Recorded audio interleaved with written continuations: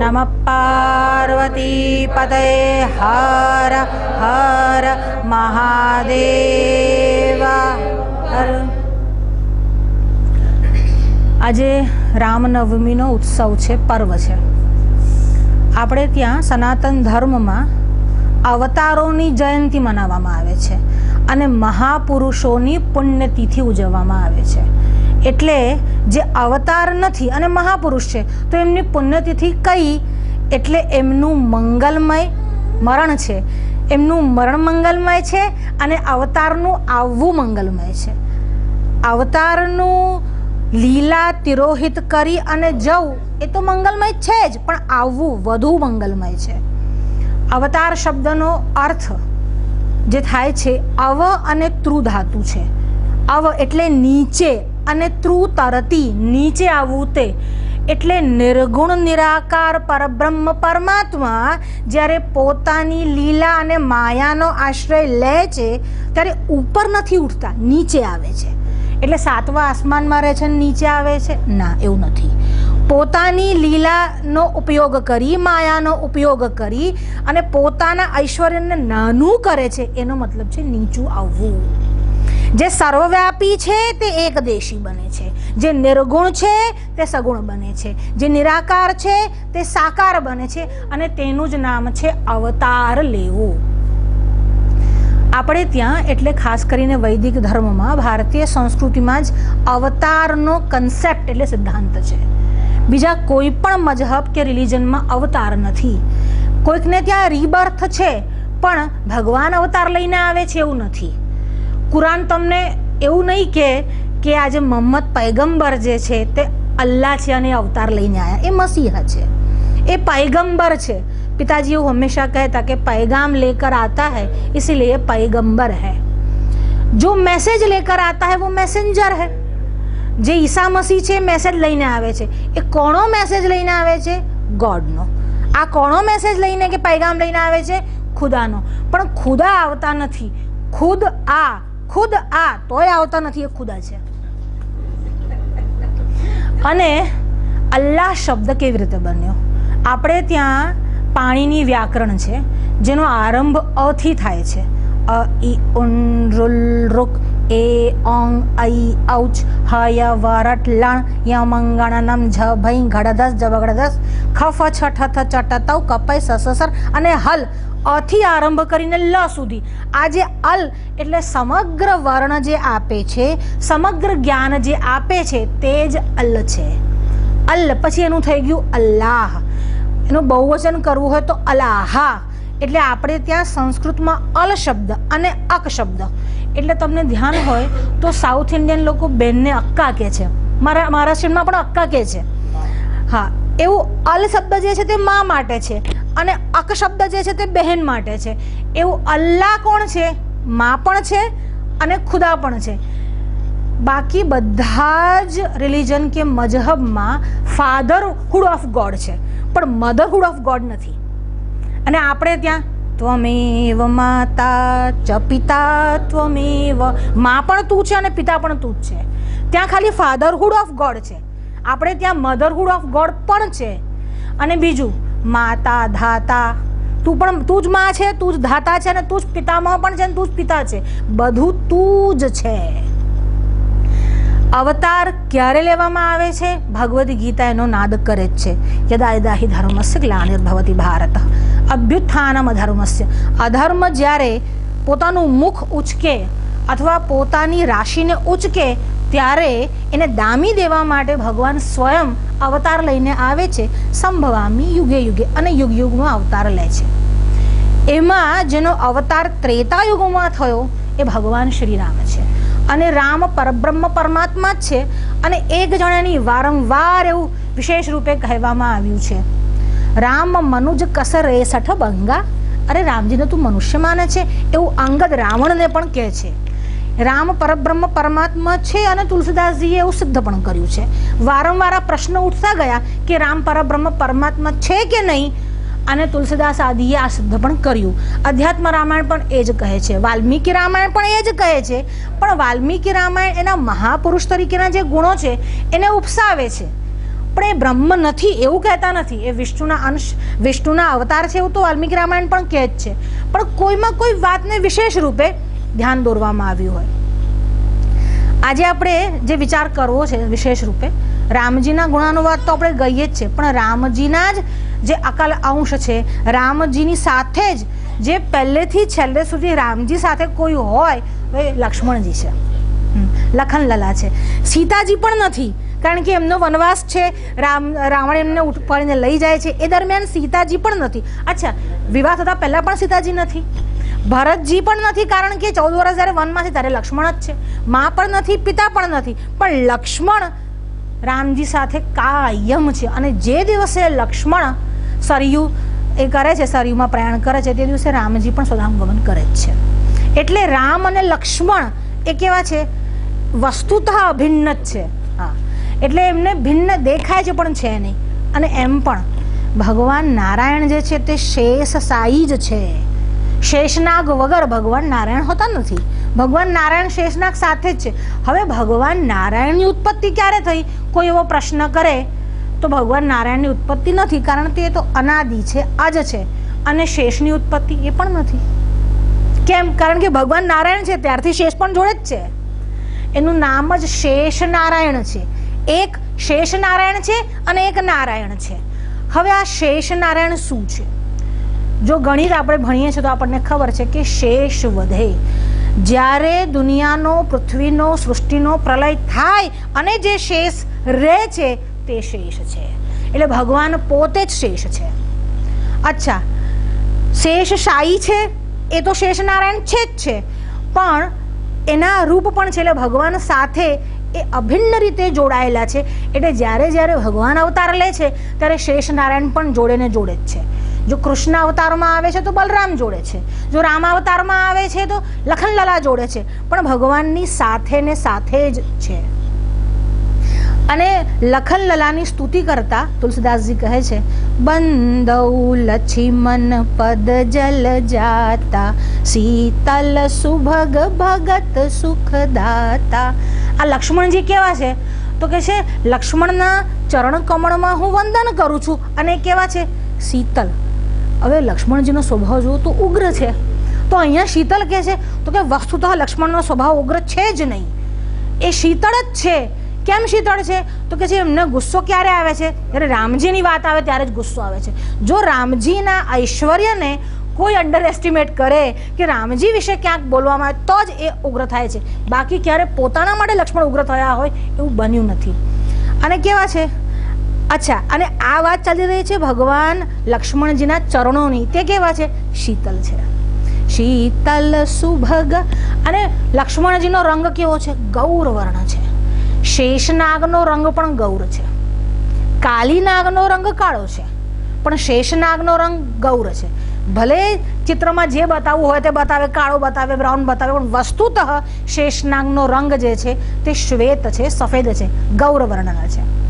એટલે પિતાજી હંમેશા એવું કહેતા, જો હૃદયમાં શેષનાગને પધરાવશો તો નારાયણ શયન કરશે, અને જો કાળી નાગને બેસાડશો તો ડુચ્ચા કાઢી નાખશે. એટલે હૃદયમાં શ્વેત જેવી પ્યોરિટી રાખશો તો ભગવાન શયન કરશે, પણ જો એ જ હૃદયમાં કાળી નાગ જેવી દૂષિતપણું રાખશો તો ભગવાન કૂચા કાઢી નાખશે અને ઉપર નૃત્ય કરશે. એ ભગવાન કૃષ્ણ કરે જ છે. શીતલ સુભગ ભગત સુખદાતા. એટલું જ નહીં, ભગતને સુખ આપનારા છે. તો કે આ લક્ષ્મણજી કેવા છે, એ લક્ષ્મણજીના વિષયમાં રામજીનો શું અભિપ્રાય છે? રામજી વનવાસમાંથી પાછા આવે છે, સામે માતા ઊભા છે, કૈકેયી છે, સુમિત્રા છે, કૌશલ્યા છે, ગુરુ ઊભા છે. ગુરુને પ્રણામ કરે છે, પછી માતા જાય છે અને કૈકેયીના ચરણોમાં વંદન કરે છે. જેવું કૈકેયીના ચરણોમાં વંદન કરે છે એટલે કૈકેયીના મનમાં દુઃખ થાય છે કે મારા કારણે 14 વર્ષનો વનવાસ રામજીને ભોગવવો પડ્યો, આ હું જ નિમિત્ત બની અને આ ખોટું થયું. અને આમ મનમાં થોડો સંકોચ અનુભવે. એટલે શ્રી રામજી કહે છે કે તમારે ડરવાની જરૂર નથી, અને તમે ચિંતા ના કરો. આ જે વનમાં સુખ મેં ભોગવ્યું એમાં તો કેટલી બધી વસ્તુ બહાર આવી. શું મને ખબર પડી? તાત સ્નેહો ભરત મહિમા. જો હું વનમાં ના ગયો હોત તો મને ખબર પડત કે મારા પિતા મને આટલો પ્રેમ કરે છે, કે મારી અનુપસ્થિતિમાં એમને પ્રાણ પણ છોડી દીધા. જો હું વનમાં ના ગયો હોત તો મને આ ખબર પડત નહીં. તાત સ્નેહો ભરત મહિમા પૌરુષમ વાયુ સૂનહો. અને મને ભરતજીની મહિમા ખબર ના પડત કે મારા વિના ભરતજી 14 વર્ષ રાજ્ય કરશે, પણ કેવી રીતે? પાદુકા પધરાઈને કરશે.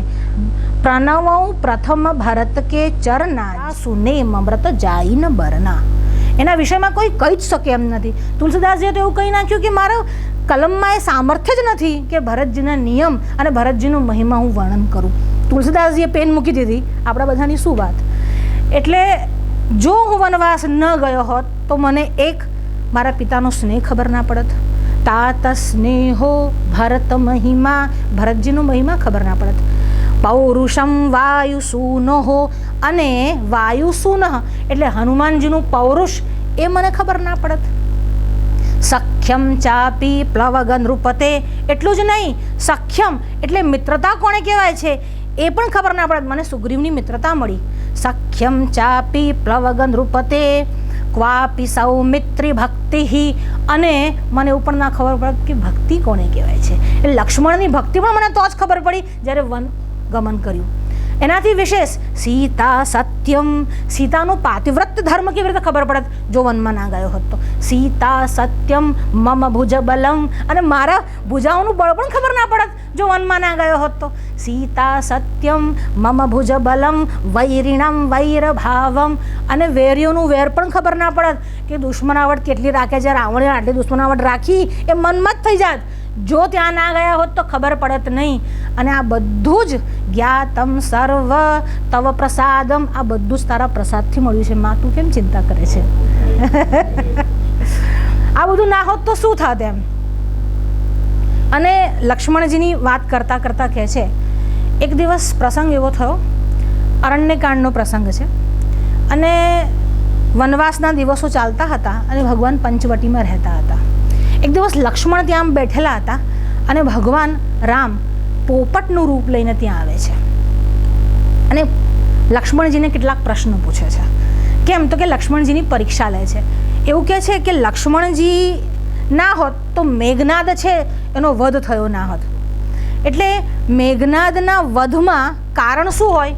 તો કે મેઘનાદના વધની એવી કન્ડિશન હતી કે જે 12 વર્ષ નિદ્રા ન કરે અને આહાર ન લે એ મેઘનાદનો વધ કરી શકે, અને બ્રહ્મચર્યનું પાલન કરે 14 વર્ષ સુધી તે જ મેઘનાદનો વધ કરી શકે. હવે આહાર ન લે તો એવું બને ખરું?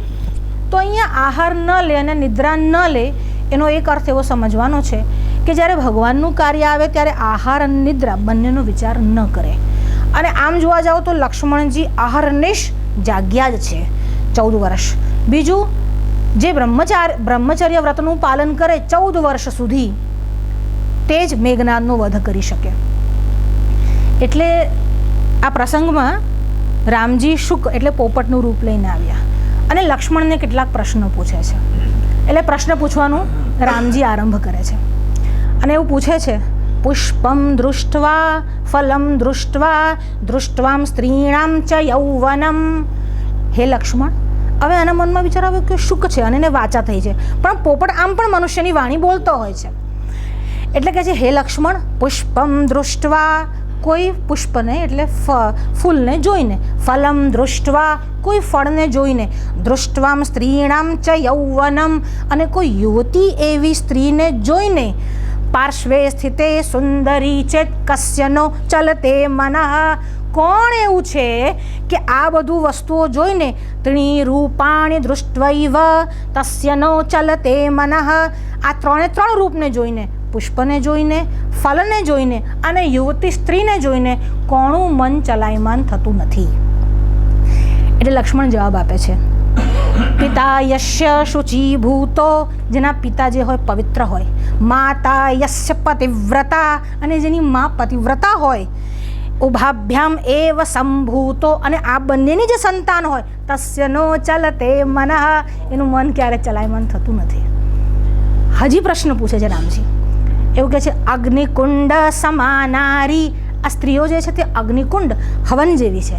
અને ઘૃતકુંભો સમા પુમાન, અને પુરુષ જે છે તે ઘીના ગળા જેવો છે. હવે અગ્નિનો કુંડ હોય અને બાજુમાં ઘીનો ગળો મૂક્યો હોય તો પીગળે ને પીગળે જ, ના પીગળે એવું બને જ ના. એવું કહે છે કે આવું હોય છતાં પણ પાર્શ્વે સ્થિતા સુંદરી ચેત કસ્ય નો ચલતે મનઃ, તોય કોનું મન ચલાયમાન થતું નથી. લક્ષ્મણ જેવું કહે છે કે મનો ધાવતી સર્વત્ર મદોન્મત્ત ગજેન્દ્રવત. આ મન જે છે એનો સ્વભાવ કેવો છે તો કે મદોન્મત્ત ગજેન્દ્રની જેમ, એટલે મદ ભરેલા હાથીની જેમ ગમે ત્યાં ચાલે. ડોંગરે મહારાજ બહુ સરસ વાત કરતા, એવું કહેતા કે આ મન અને પાણી એને છે ને પડવામાં વાર નથી લાગતી, ચડવામાં જ વાર લાગે છે. પાણીને ચડવા માટે યંત્ર જોઈએ અને મનને ઉપડવા માટે મંત્ર જોઈએ.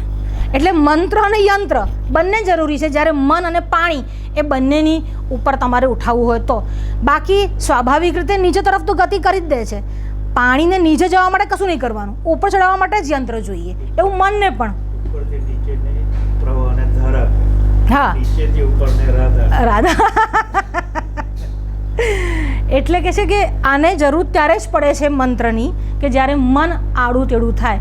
એટલે પપ્પા એવું કહેતા ને ઘણી વાર મન માકડા જેવું છે કે મન અને મશીન બંને પડી રહે તો કાટ ખાય. એટલે મનને ભગવાનમાં જોડવાનું અને મશીનને બી ચાલુ જ રાખવાનું એવું. હા,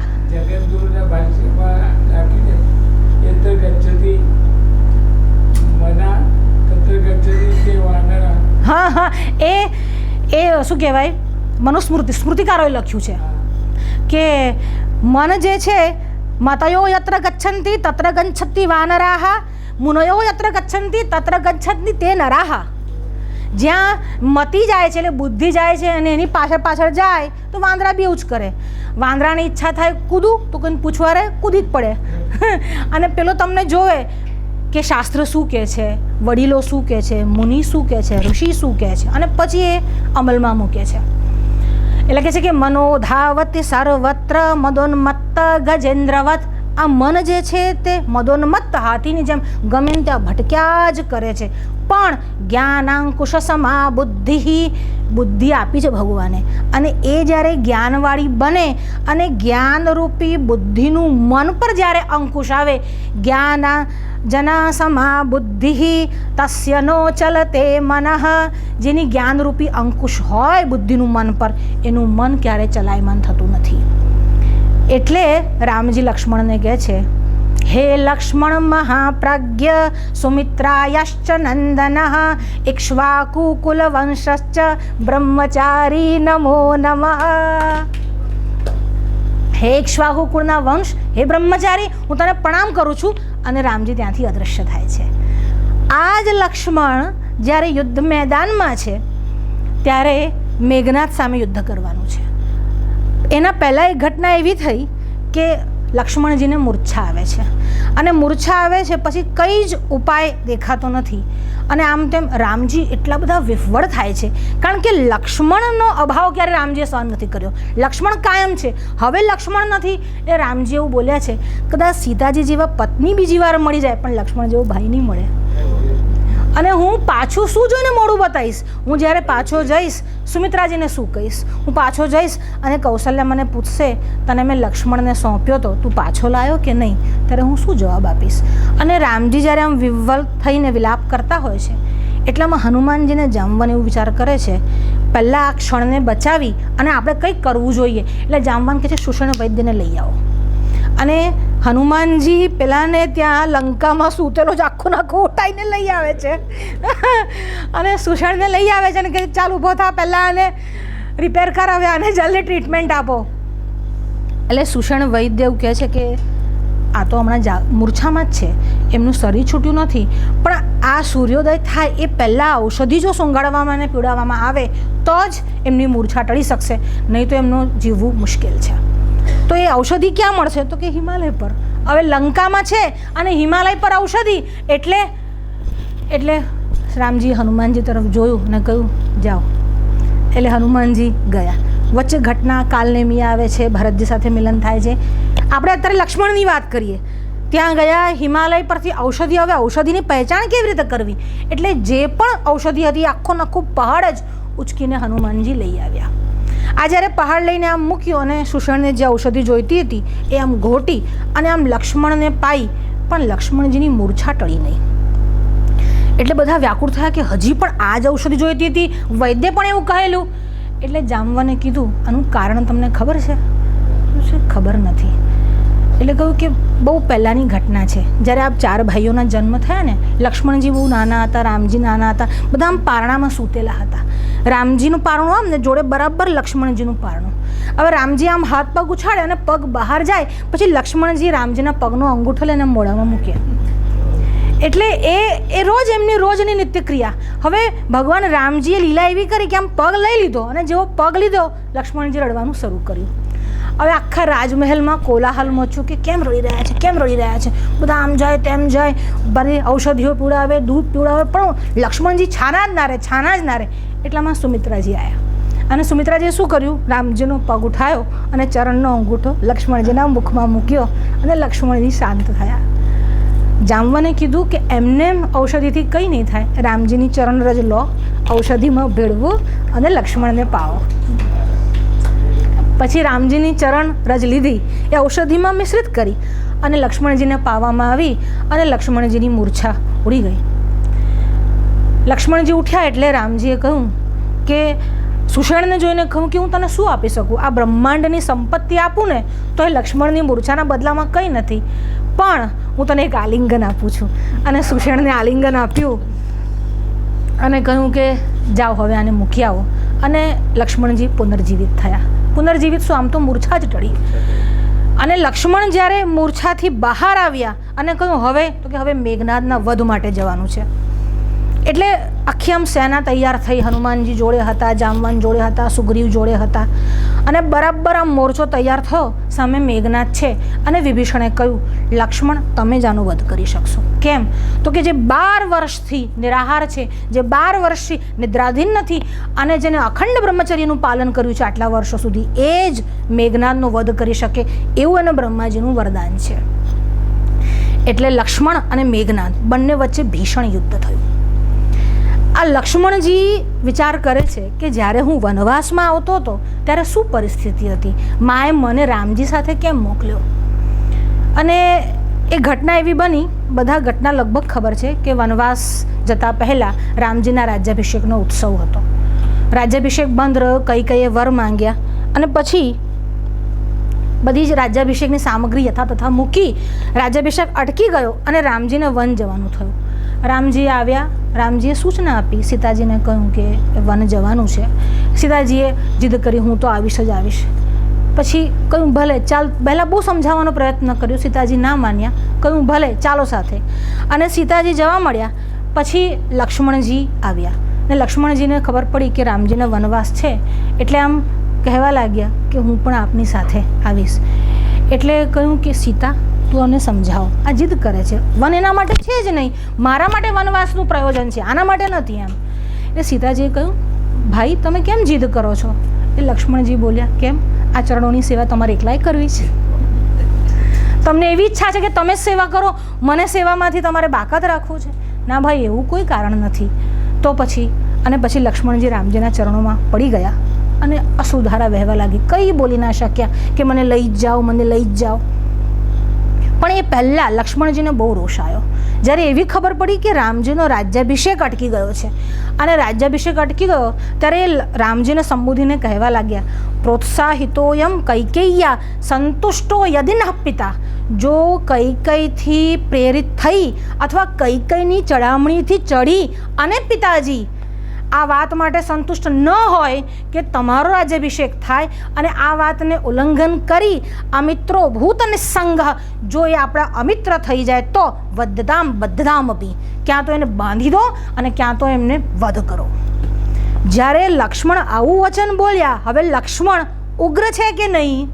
તો ટીકાકારો કહે છે ના, લક્ષ્મણ ઉગ્ર નથી. આ તો રામજીના વિષયમાં વાત આવી એટલે લક્ષ્મણ બોલ્યા છે. એમને તો જોઈતું જ નથી રાજગાદી. એમને તો જ્યાં રામજી છે ત્યાં જ એમના માટે તો સ્વર્ગ છે ને અયોધ્યા છે.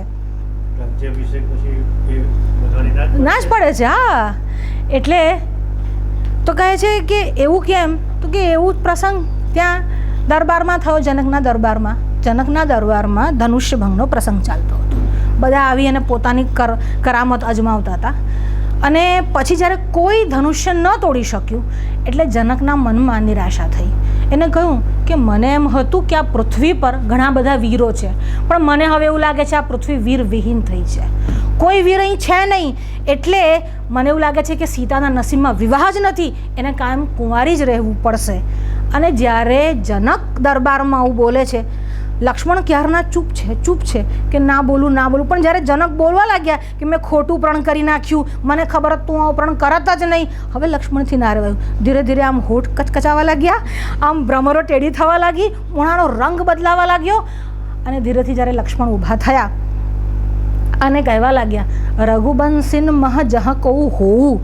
જો રઘુવંશીમાંથી એક પણ સભામાં હાજર હોય તો આવું કોઈ બોલતું નથી, અને તમે તો રઘુકુલ મણી રામજીની હાજરીમાં આવું બોલો છો. જનક, તને આ શોભા નથી આપતું. અને પછી રામજીની સામું જોઈને એવું કહે છે, જો તુમ્હરી અનુશાસન પાઉં કંદુક ઇવ બ્રહ્માંડ ઉઠાવું. જો રામજી મને આજ્ઞા કરે ને તો આ બ્રહ્માંડ શું છે, આમ બોલની જેમ ઉઠાવી લઉં. કંદુક ઇવ બ્રહ્માંડ ઉઠાવું, કાચી ઘટ જીમી દારવ તોડી. અને એટલું જ નહીં, આમ ઉઠાવું ને આમ તોડી નાખું. અને એનાથી વિશેષ કમલ નાલ જીમી ચાપ ચઢાવા. આ ધનુષ્યની વાત જે કરે છે ને જનક, તું આને તો હું કમલનાલ એટલે કમલની જોડે બધી દાંડીઓ આવે એ તોડતા કેટલી વાર લાગે, એકદમ નાજુક હોય. કમલ નાલ જીમી ચાપ ચઢાવા, જોજન સત પ્રમાણ લઈ ધાવા. અને 1-2 ડગલું નહીં, 100 યોજન દોડી જવાને લઈને. તો આ શિવધનુષની વાત કરે છે. અને આ તો ભગવાનનો મહિમા છે એટલે, બાકી આ તો જૂનું પુરાણું ધનુષ્ય છે, આના ઉઠાવવામાં શું. આ તો તમે શરત રાખી છે એટલે, બાકી અમે તો કેટલાય ધનુષ્ય તોડી નાખ્યા આવા. અને જ્યારે એવું બોલે છે, ડગમગાહી દિગ્ગજ મહી ડોલા. અને આમ ચારે બાજુ હાહાકાર મજા છે કે લક્ષ્મણજી એવું બોલે છે. અને પછી વિશ્વામિત્રએ રામજીને સામું જોઈને કહ્યું, ઉઠો રામ ભંજવ ભવ ચાપા. રામજી ઉઠો અને શિવજીનું ધનુષ્ય ભંગ કરો. રામજી સંયમ કેવો છે કે જ્યાં સુધી વિશ્વામિત્રએ આજ્ઞા નથી કરી ત્યાં સુધી ત્યાં હલ્યા નથી. અને લક્ષ્મણ માટે બીજું કોઈ જ નહીં. લક્ષ્મણ એવું બોલ્યા છે, ન તાત ન માત ન ગુરુ, મારા માટે કોઈ જ નથી, રામ જ મારા માટે સર્વસ્વ છે, બીજું કોઈ જ નહીં. પછી એવું કહે છે કે ઉઠો અને શિવજીનું ધનુષ્ય ભંગ કરો. રામજી જ્યારે ઉઠે છે ત્યારે શેષનાગ એટલે લક્ષ્મણ ઊભા થઈને એવું કહે છે, શેષનાગ સ્થિર થઈ જા, ધરણી તું સ્થિર થઈ જા. રામજી ઉઠી રહ્યા છે. હવે જોજો, સંભાળો, આ દિગ્ગજો હલતા નહીં, કારણ કે રામજી જ્યારે ભૂમિ પર ચાલતા હશે ને ત્યારે તમે તો કૂચડાઈ જશો, એટલે તમે જરા ધીરજ ધરો. રામજી ઉઠી રહ્યા છે. પછી રામજી ઉઠ્યા, ધનુષ્યનો ભંગ થયો. જેવો ધનુષ્યનો ભંગ થયો, જનકના મનમાં હર્ષ થયો, સીતાજીના મનમાં હર્ષ થયો. અને આમ સીતાજી વરમાળા લઈને આવવા લાગ્યા એટલે લક્ષ્મણજી ઊભા થયા અને કહેવા લાગ્યા, અમારા મોટા ભાઈ છે, અમારા મોટા ભાઈ છે.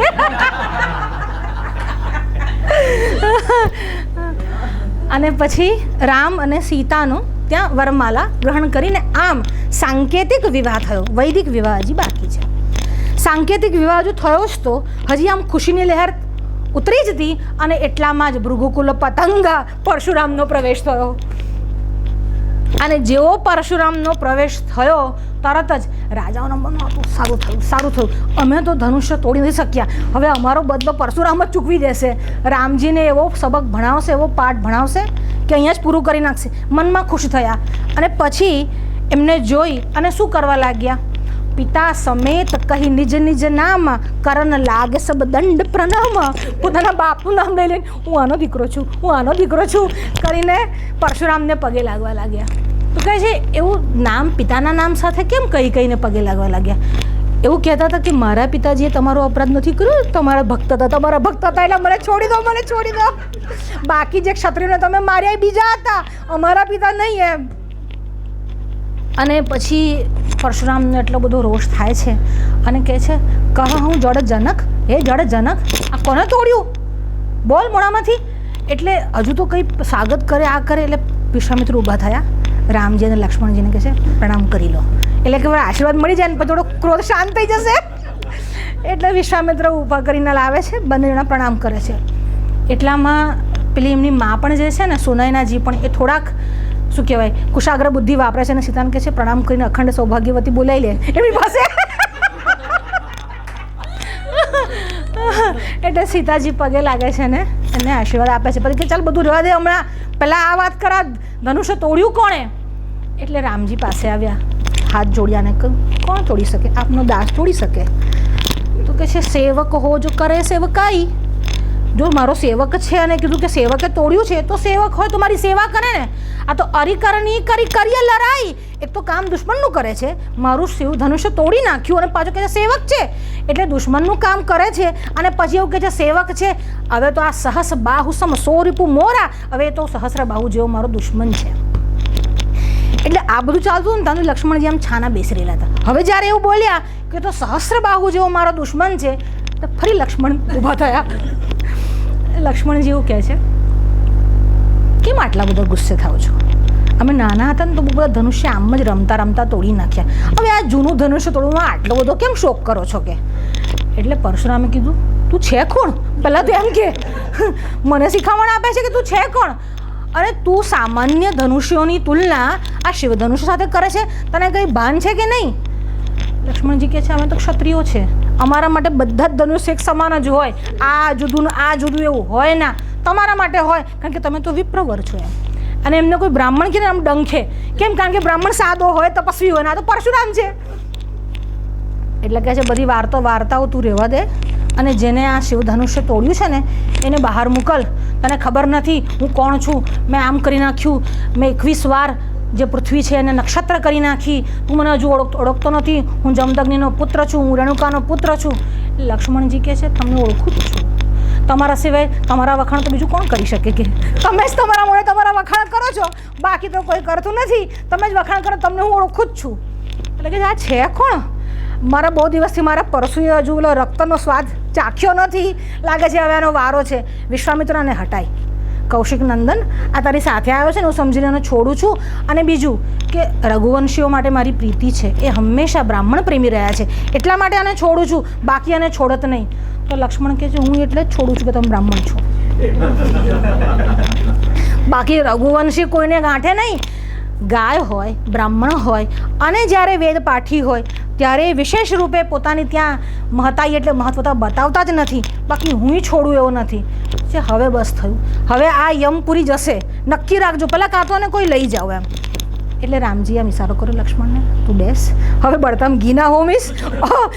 તૂટી ગયું છે, એમે ક્રોધમાં ભરાયેલા છે. એટલે રામે ઇશારો કર્યો એટલે લક્ષ્મણ જરામ ઠરીને બેઠા. રામજી પાસે ગયા અને કહ્યું, બાળક છે, બોલવામાં ભૂલચાલ થઈ ગઈ, હજુ તો દૂધ મોહ છે. એટલે પરશુરામ કહે છે, દૂધ મોહ નહીં, વિષમોહ છે, જો તો ખરો. જે બોલે છે એવું બોલે છે કે સીધું જ હૃદયમાં પ્રહાર થાય. અરે તું કહે છે દૂધ મોહ છે, દૂધ મોહ છે, ક્યાં દૂધવાળો છે મોડું એનું?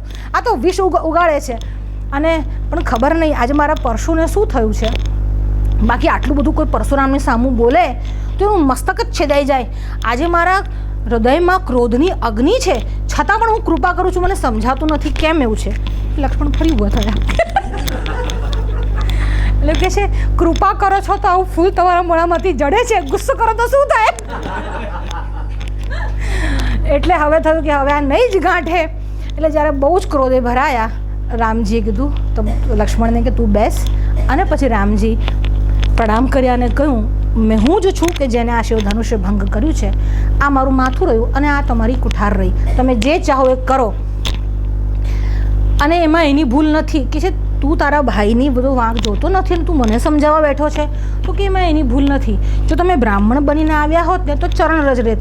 તમે લલકારતા આવ્યા તો ક્ષત્રિયની પુત્ર છે, કેવી રીતે તમારી લલકાર સહન કરી લે? એટલે જવાબ તો આપવાનો જ હતો. અને તું કહે છે કે મને તો એવું તું ક્યાં એકલો કુટિલ છે, તું એવો જ છે જોડે જોડે. સારી સારી વાતો કરે છે પણ કુટિલતા તો તારામાં બી ભરેલી જ છે.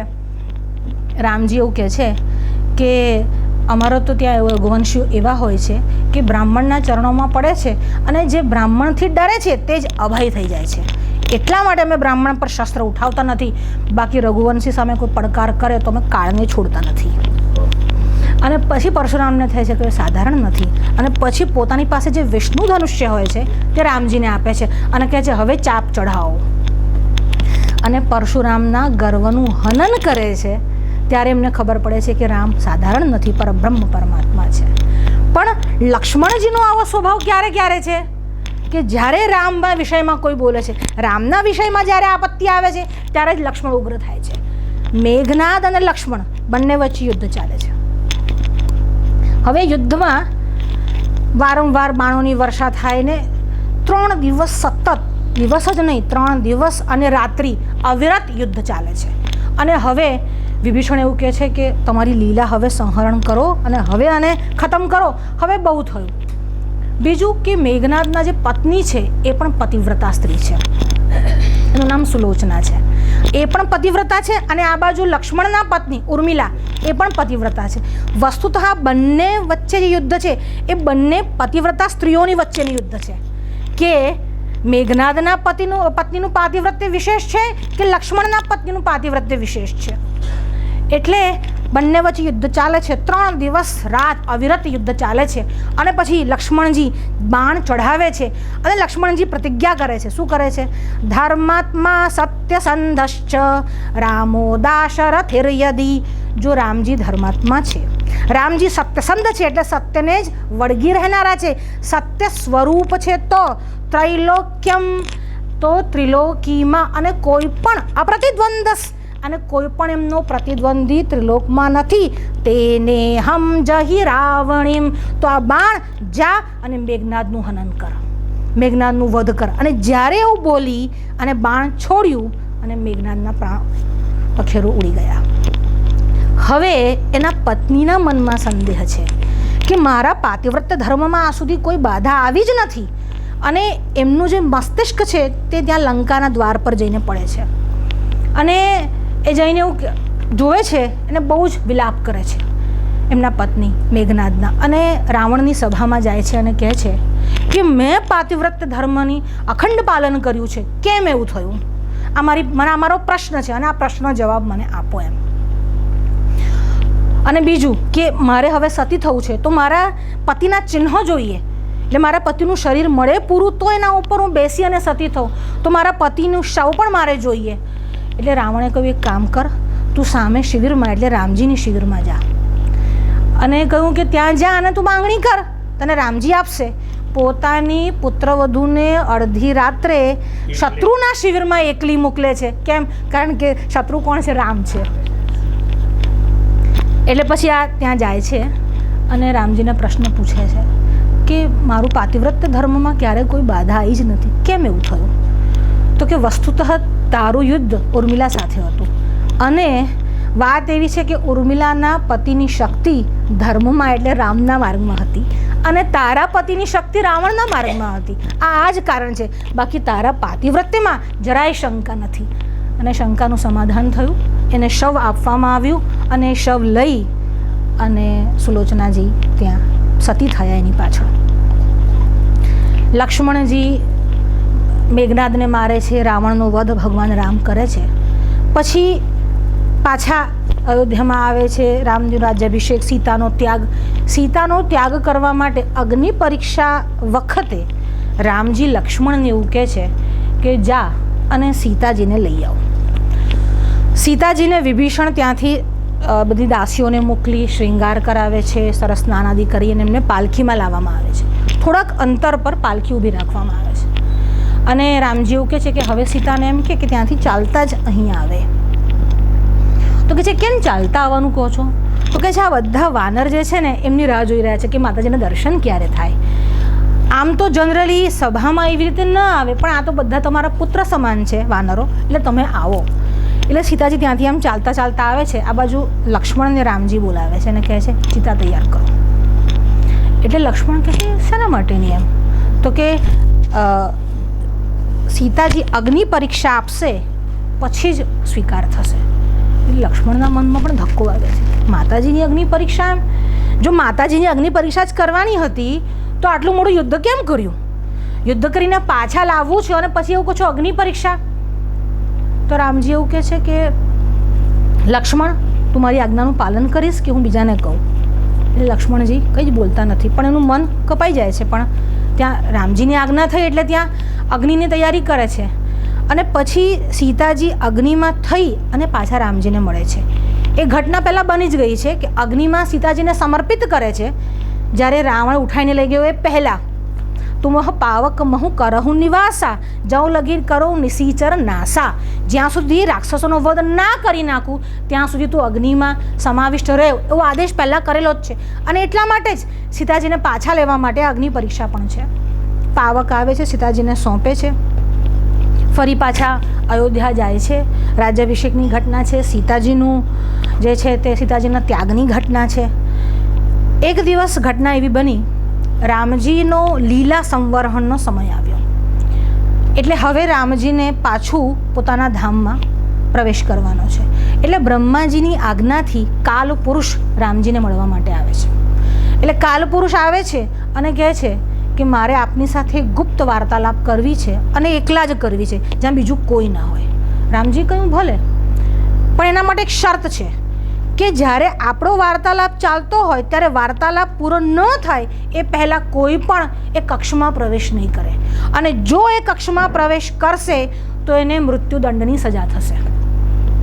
કહ્યું ભલે, તો બહાર એવા કોઈ વિશ્વાસપાત્ર વ્યક્તિને ઊભા રાખો કે જે આ કરી શકે. એટલે કહ્યું લક્ષ્મણ જ એના માટે યોગ્ય છે. લક્ષ્મણને બહાર ઊભા રાખ્યા કક્ષની અંદર. કાલ પુરુષ અને રામજીનો વાર્તાલાપ ચાલે છે. આ બંનેનો વાર્તાલાપ પૂરો થયો અને હવે કાલ પુરુષ રજા લે એ પહેલાં એક ઘટના થઈ. ઘટના એવી થઈ કે લક્ષ્મણ બહાર ઊભા હતા અને દુર્વાસા આવ્યા. દુર્વાસાએ કહ્યું મને રામજીને મળવું છે. લક્ષ્મણજીએ કહ્યું થોડી વાર આપ રાહ જુઓ, બસ આ વાર્તાલાપ પૂરો થશે એટલે હું આપને લઈ જઈશ. બાકી તમે જે કહો હું તમારા ચરણોમાં હમણાં મૂકી દઉં. તમે કહો તો અયોધ્યાનું રાજ્ય રામવતી પણ હું તમને આપી દઉં. આપ જે કહો તે કરીશ. કે જે કહું છું એ તો કરતો નથી. બીજું બધું આપે છે પ્રલોભન, પણ જે કહું છું એ કરતો નથી. મારે અંદર જવું છે. વસ્તુતઃ જે અત્રિ અને અનસૂયાના 3 પુત્ર થયા, એક ચંદ્ર છે, એક દત્તાત્રેય છે અને એક દુર્વાસા છે. એમાં બ્રહ્માજીથી જે સંતાન થયા તે ચંદ્ર છે, વિષ્ણુના અંશ થયા તે દત્તાત્રેય છે, અને જે મહેશ ભગવાન શંકરના અંશ થયા તે દુર્વાસા છે. એટલે સંહારના જ દેવતા છે. દુર્વાસાના આવવાનું કારણ જ સંહાર છે. દુર્વાસા આવે છે, લક્ષ્મણજી રોકે છે, અંદર નહીં જવાય. તમે કહો તે કરીશ, કહું જે આજ્ઞા આપી છે પૂરી કર, રામજીને સંદેશો આપ, નહીં તો આખી નાખી અયોધ્યાને બાળી નાખીશ. જ્યારે એવું કહ્યું કે અયોધ્યાને બાળી નાખીશ ત્યારે લક્ષ્મણના મનમાં વિચાર આવ્યો કે હું એક મરું એ સારું, આખી અયોધ્યા જો બચતી હોય તો મારા એકનું મરવું કંઈ વાંધો નહીં. અને કાલ પુરુષ બહાર આવે એ પહેલાં લક્ષ્મણે પ્રવેશ કર્યો. લક્ષ્મણનો પ્રવેશ થવું, કાલ પુરુષની વાર્તા ખતમ થઈ ગઈ હતી પણ હજી બહાર આવ્યા નહોતા. અને જેવા લક્ષ્મણનો પ્રવેશ થયો કાલ પુરુષ અદૃશ્ય થયા. અને કાલ પુરુષ અદૃશ્ય થયા એટલે ટેકનિકલી શરતનો ભંગ થયો. આમ ભંગ નથી થયો પણ ટેકનિકલી કે બહાર આવ્યા પહેલાં આવ્યા. એટલે રામજીએ બોલાવ્યા, સભા બોલાવી, વસિષ્ઠને બોલાવ્યા, મંત્રીઓને બોલાવ્યા અને કહ્યું કે હવે લક્ષ્મણજીથી આ શરતનો ભંગ થયો છે અને જે શરતનો ભંગ કરે એના માટે મૃત્યુદંડની સજા છે. એટલે શું કરવું જોઈએ? એટલે વસિષ્ઠએ કીધું આમ જોવા જાઓ તમારી વાર્તાલાપ પૂરો થઈ ગયો હતો અને લક્ષ્મણના જે કાર્યો જોવામાં આવે એમ એ મૃત્યુદંડના અધિકારી તો નથી. રામજીએ કહ્યું છતાં પણ ભૂલ તો થઈ જ છે, અને ભલે ક્ષણ માત્રની વાત હતી પણ એ ભૂલ તો થઈ જ છે, એટલે હવે દંડ તો આપવો જ પડે. એટલે વસિષ્ઠએ એવું કહ્યું જે બહુ પ્રિય હોય અને જે મહાપુરુષ હોય તમે એને વધ ન કરો પણ એનો ત્યાગ કરો તો પણ એના વધ બરાબર જ છે. લક્ષ્મણના મનમાં વિચાર આવ્યો એના તો મારી નાખે તો સારું, ભગવાન ત્યાગ કરે એના કરતાં તો વધ સારો. અને આમ ઊભા હતા અને રામજી એવું બોલ્યા કે લક્ષ્મણ આજથી હું તારો ત્યાગ કરું છું. લક્ષ્મણ કંઈ જ બોલ્યા નહીં, રામજીના ચરણોમાં પ્રણામ કર્યા. ત્યાંથી બરાબર સરયુના તટ પર ગયા અને પોતાની જીવનલીલા સમાપ્ત કરી. લક્ષ્મણથી એક ક્ષણ પણ રામજી વિરહ બરદાસ્ત ન કરી શક્યા.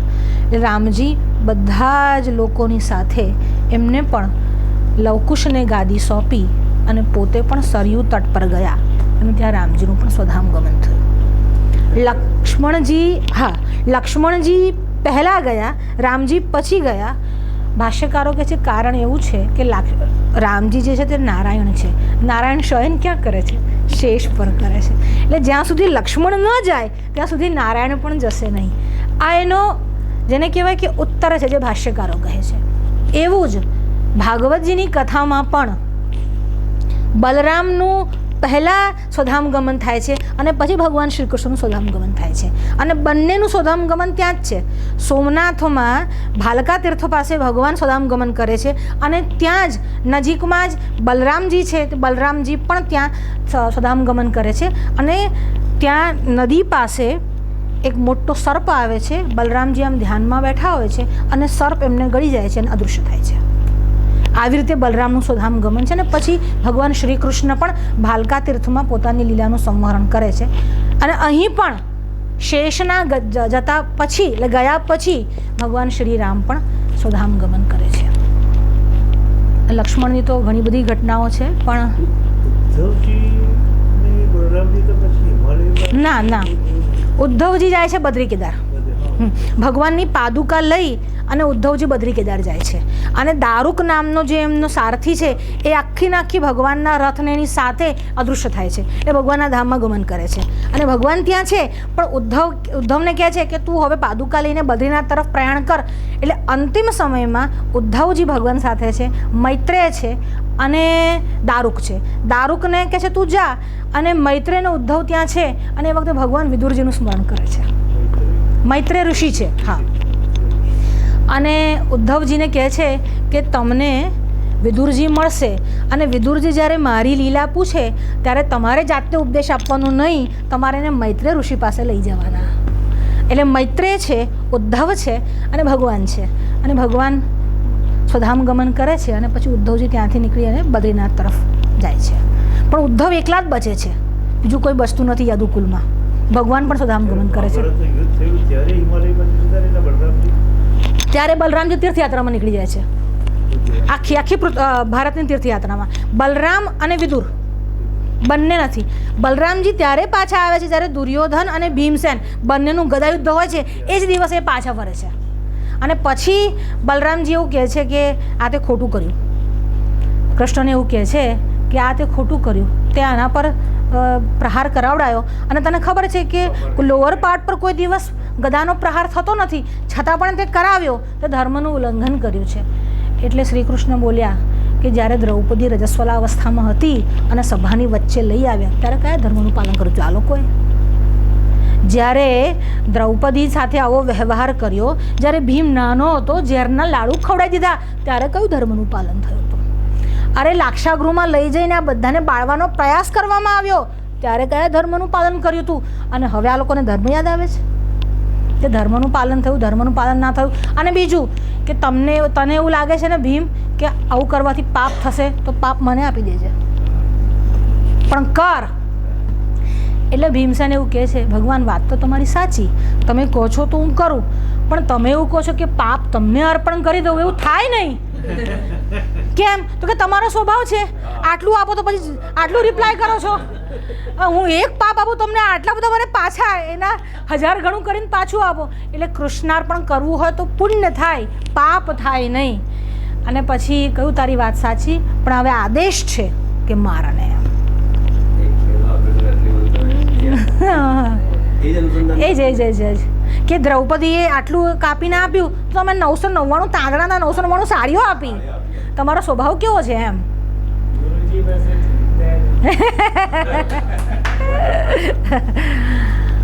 એટલે ભીમસેન પણ આટલું તો એમને બી લોકોના મનમાં એવું છે કે ભીમસેન એટલે ખાલી ક્રોધ જ કરે અને ખાવાનું જ ધ્યાન ના. ભીમસેન પણ બુદ્ધિશાળી છે. એક તો પવનપુત્ર છે, હનુમાનજી જેમ ભીમસેન પણ બુદ્ધિશાળી છે. લક્ષ્મણ પણ ખાલી ઉગ્રતા રાખે છે એવું નહીં. લક્ષ્મણના જીવનનું એક કાર્ય એવું નથી કે જે રામજી વગરનું છે. માત્ર ને માત્ર એટલે કેવી રીતે સમર્પણ કરવામાં આવે એ શીખવું હોય તો લક્ષ્મણજી પાસે શીખવું પડે. લક્ષ્મણ વન માટે જવા માટે જ્યારે તૈયાર થયા, રામજી કહ્યું જા સુમિત્રા પાસે જા અને રજા માંગી લાવ. એમને એમ કે સુમિત્રા જો ના પાડશે તો મારું કામ પૂરું થઈ જશે, એટલે મારે ના નહીં પાડવી પડે. એટલે લક્ષ્મણને કહ્યું જા, સુમિત્રાજી જો રજા આપે તો ભલે હું તને વનમાં લઈ જઈશ. એટલે સુમિત્રા પાસે જેવા ગયા, મોડું મળીને હતું, મનમાં સંદેહ હતો જો સુમિત્રાજી ના પાડી તો. મોડું મળીને હતું અને ત્યાં ગયા એટલે સુમિત્રાજી એવું બોલ્યા માં તો તુમ્હારી જાનું વૈદેહી. હવે આજથી તારી માં છે ને વૈદેહી છે. અને પિતાજી કોણ છે? તો કે જનક નહીં, અરે દશરથ નહીં, રામ. હવે રામજી જ તારા પિતા છે. અને અવધ વહા જहाँ રામ નિવાસુ, અને અયોધ્યા તે છે જ્યાં રામજી જ્યાં રહેતા હોય. અહીંયા અયોધ્યા નથી, અયોધ્યા તે છે જ્યાં રામ જ્યાં રહેતા હોય. અને હવે ચિંતા ના કરીશ. કેમ? તો કે દિવસ એને જ કહેવાય જ્યાં ભાનુ પ્રકાશુ, સૂર્યનો પ્રકાશ હોય તે જ દિવસ હોય. રામ જ્યાં હોય ત્યાં અયોધ્યા છે. તું જા. અને કીધું આજે મારું પુત્રને જન્મ આપવું સફળ થયું છે, એટલે આજુ મારે મા બનવું સફળ થયું છે. કેમ? તો કે એ જ નારી, એ જ માતા યોગ્ય છે જે પોતાના પુત્રને રામના કાર્યમાં લગાડે. એટલે તું જા, ચિંતા ના કરીશ. અને લક્ષ્મણ પ્રસન્ન થયા અને આમ દોડવા લાગ્યા. રામજીને થયું સુમિત્રાએ રજા આપી દીધી છે. અને એમ પણ કૌશલ્યા ભક્તિની મૂર્તિ છે, સુમિત્રા જે છે તે જ્ઞાનના મૂર્તિ છે. તમે જુઓ, જ્યારે પણ સુમિત્રાના હાથમાં કોઈ નિર્ણાયક સ્થિતિ આવી છે ત્યારે હંમેશા એમને જ્ઞાનપૂર્ણ નિર્ણય લીધો છે. અને એટલા માટે જ એવું કહે છે કે તારામાં આ ગુણ કેમ ના હોય? તારી માં કોણ છે? એમ સુમિત્રા તારી માં છે, પછી તારામાં આ ગુણ હોય સ્વાભાવિક જ છે. એટલે એવું કહે છે સુમિત્રા નંદન. ત્યારે જ્યારે સંબોધન કરે છે બ્રહ્મચારી નમો નમઃ, ત્યારે એવું કહે છે સુમિત્રા નંદન. અને લક્ષ્મણની શક્તિ જોઈ નહીં, સૌમિત્ર શક્તિ, સૌમિત્રાના પુત્રની શક્તિ જોઈએ. એમ સુમિત્રાનંદ, હા સુમિત્રાનંદ. કારણ કે એમાં એની માનો બહુ મોટો રોલ છે લક્ષ્મણજીના ઉછેરમાં. અને બીજું કે જ્યારે આ લોકો બાળક હતા ને ત્યારે વારંવાર એકબીજાની પાછળ દોડતા. એટલે લક્ષ્મણજી રામજીની પાછળ, શત્રુઘ્ન ભરતની પાછળ દોડતા. એટલે એકવાર દશરથે આવીને એવું કહેલું કે સુમિત્રા તમને ખબર છે આવું કેમ થાય છે? કે મને એવું ધ્યાન નથી. તો કે છે જ્યારે યજ્ઞ કરવામાં આવ્યો ને ખીર નીકળી, એ ખીરના 2 ભાગ કર્યા, કૌશલ્યાને આપ્યો ને કૈકેયીને આપ્યો, અને પછી એ બંને તમને ભાગ આપ્યા. એટલે એમના જે પુત્ર છે એ તમારા બંને પુત્ર એમને પાછળ અનુચર થઈને જાણે ફરે છે, એટલે એમના જ અનુગામી છે. એટલે જ્યારે શત્રુઘ્નની વંદના કરવામાં આવી ત્યારે એવું કહ્યું કે રિપુસુ દન પદ કમલન મામી સુર સુશીલ ભરત અનુગામી. એ ભરતજીના અનુગામી છે. અને લક્ષ્મણનું નામકરણ થયું ત્યારે વશિષ્ઠ એક શબ્દ પ્રયોગ કરે છે કે જગદાધાર તો છે જ શેષ છે, એટલા માટે રામ પ્રિય. તો કે છે કે રામજીના પ્રિય છે. હવે રામજીના પ્રિય કોણ છે? તો કે ભરત રામજીના પ્રિય છે. અને ભરતને પ્રિય કોણ છે? તો કે રામજી છે. તો હવે લક્ષ્મણ માટે એવું કેમ કહ્યું કે રામ પ્રિય? એટલે એકવાર જ્યારે હનુમાનજી સીતાજીનો સંદેશો લઈને આવે છે ત્યારે રામજી એવું બોલે છે કે તુમ મમ પ્રિય ભરત સમ ભાઈ, તું મને ભરતજી જેવું પ્રિય છે. લક્ષ્મણના મનમાં વિચાર આવે છે કે આ ભરતજી જેવું કહ્યું, મારા જેવું ના કહ્યું, મારા પ્રેમમાં એવી શું ખોટ રહી ગઈ? એટલે દ્વેષ નથી, મનમાં દુઃખ થયું કે મારા સેવામાં કચાશ રહી ગઈ કે રામજી આવું ના બોલ્યા. અને ત્યાં રામજી પાસે ગયા, ચરણોમાં માથું મૂક્યું અને રડવા લાગ્યા. તો કે ભગવાન મારી સેવામાં કોઈ ભૂલ થઈ? તો કે કેમ લક્ષ્મણ તું એવું પૂછે છે? તમે એવું કહ્યું કે તુમ મમ પ્રિય ભરત સમ ભાઈ, પણ તમે લક્ષ્મણ યાદ ના કર્યા. તો કે લક્ષ્મણ તું ને હું ભિન્ન છે ખરા? ભરત તો ભાઈ જ ભરત છે, પણ તું ને હું આ બંને તો ભિન્ન છે જ નહીં. પછી હું કેવી રીતે એવું કહું કે મને લક્ષ્મણના મને જેવો લક્ષ્મણ ભાઈ પ્રિય છે એવો તું પ્રિય છે? લક્ષ્મણની ચરિત્ર તો આપણે ગાયા જ કરીએ, પણ અહીંયા આપણે વાણીને પણ વિરામ આપીએ. સર્વે ભવન્તુ સુખિનઃ, સર્વે સંતુ નિરામયા, સર્વે ભદ્રાણિ પશ્યન્તુ, મા કશ્ચિત દુઃખ ભાગ ભવે. ઓમ શાંતિ શાંતિ શાંતિ. હર હર મહાદેવ.